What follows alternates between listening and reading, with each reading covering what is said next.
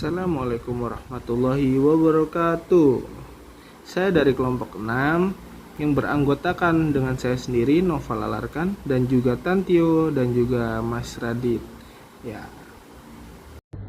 Konsep dan urgensi Pancasila sebagai sistem etika. Sebuah konsep yang menempatkan Pancasila bukan hanya sebagai dasar negara, tetapi juga sebagai landasan moral dan etika bagi seluruh rakyat Indonesia. Setiap sila dalam Pancasila mengandung nilai-nilai luhur yang menjadi pedoman dalam berperilaku, bermasyarakat, berbangsa, dan bernegara. Kedua, urgensi Pancasila sebagai sistem etika. Urgensi Pancasila sangatlah penting karena 1. Menjaga persatuan dan kesatuan bangsa. Pancasila menjadi perekat bagi keberagaman suku, agama, ras, dan antar golongan di Indonesia. 2. Menjadi pedoman hidup. Nilai-nilai Pancasila memberikan arah dan tujuan hidup baik bagi setiap individu. Ketiga, menjamin keadilan sosial. Pancasila menjamin setiap warga negara memiliki hak yang sama dan kesempatan yang adil. Keempat, mencegah terjadinya konflik. Dengan berpedoman pada Pancasila diharapkan dapat meminimalisir terjadinya konflik dan perselisihan. Alasan diperlukannya Pancasila sebagai sistem etika. Pancasila diperlukan sebagai sistem etika karena 1. Sebagai identitas bangsa. Pancasila menjadi ciri khas bagi Indonesia yang membedakan dengan bangsa yang lain. 2. Sebagai sumber nilai. Pancasila menjadi sumber nilai-nilai luhur yang dapat dijadikan pedoman hidup. Ketiga, sebagai pemersatu bangsa. Pancasila mampu mempersatukan seluruh rakyat Indonesia dalam bingkai negara Kesatuan Republik Indonesia atau NKRI. ya.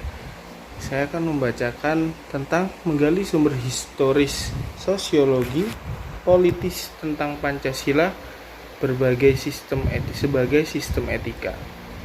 Untuk menggali lebih dalam mengenal Pancasila sebagai sistem etika, kita dapat melihat dari berbagai sudut pandang. Sumber histori contohnya, melihat bagaimana Pancasila dirumuskan dan disepakati sebagai dasar negara.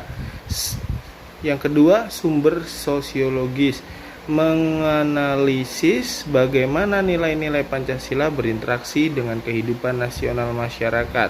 Yang ketiga, sumber politis, memahami bagaimana Pancasila berperan dalam sistem politik Indonesia. Terus saya akan membacakan tentang membangun argumen tentang dinamika dan tentang Pancasila sebagai sistem etika.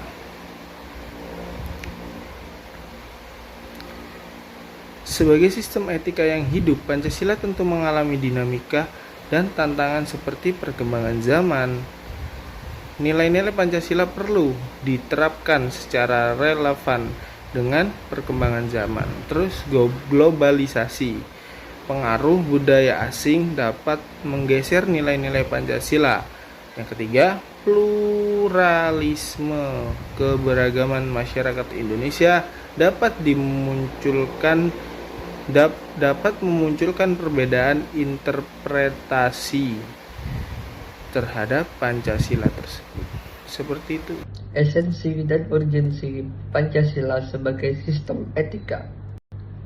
Esensi Pancasila sebagai sistem etika terletak pada nilai-nilai kemanusiaan, keadilan, persatuan, dan kerakyatan yang terkandung di dalamnya.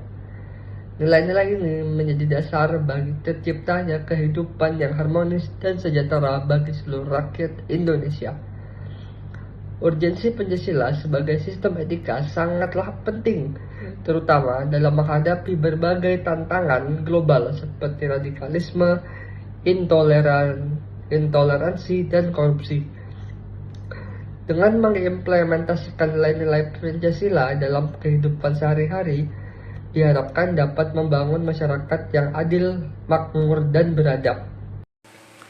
Assalamualaikum warahmatullahi wabarakatuh. Di sini saya akan menjelaskan tentang studi kasus dari etika Pancasila. Yang pertama yaitu contoh kasus. Di sini contoh kasusnya terdapat dua.